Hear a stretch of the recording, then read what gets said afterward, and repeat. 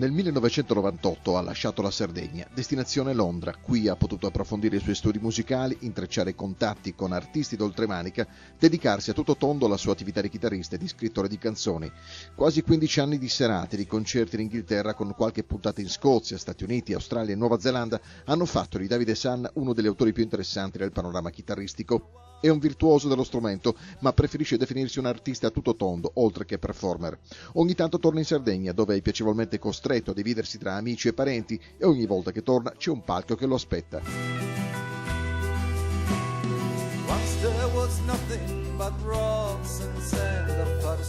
In un certo senso credo di aver fatto il giro di boa, almeno per il primo giro di boa, ovvero arrivi a un punto in cui non dai più niente per scontato musicalmente. Quando stai crescendo e hai magari un po' di propensione o talento, è abbastanza facile così farsi trasportare dagli eventi. Più vai avanti e più apprezzi invece il piacere, la gioia, la fortuna di poterlo fare. Quindi adesso ogni serata che faccio, ogni nuovo progetto, e ne ho un paio in cantiere eccetera, è un piacere enorme poter suonare, poter pensare di scrivere dei brani pensando a un gruppo di musicisti, è tutto molto più enjoyable.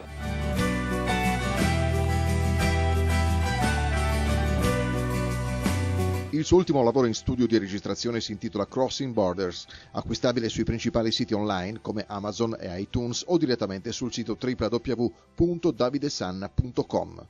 I'm here and I won't go till someone turns up to offer me a job or a dirty deal. I brani ci sono, a me piacciono i progetti.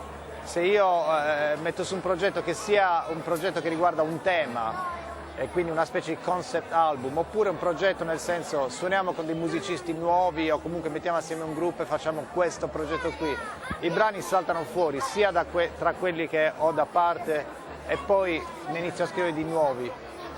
Il discorso è che sì, forse è un concetto antico quello di fare dischi, forse Sgt. Pepper's o Highway 61 Revisited tra qualche anno non potranno più.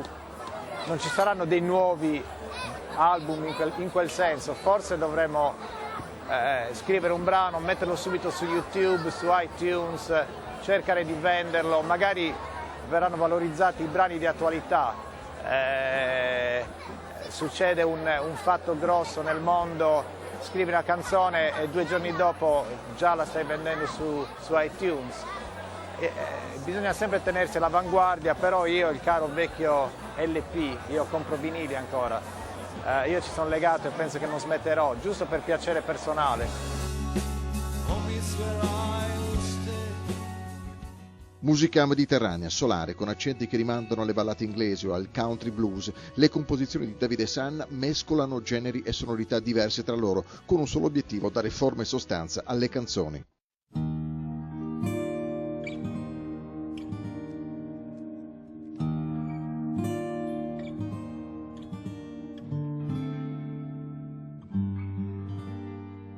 Non sento l'esigenza di fare un grande ingresso e fare un grande assolo che duri 20 minuti. Mi piace proprio, godo al fatto di valorizzare la canzone attraverso la melodia e le parole.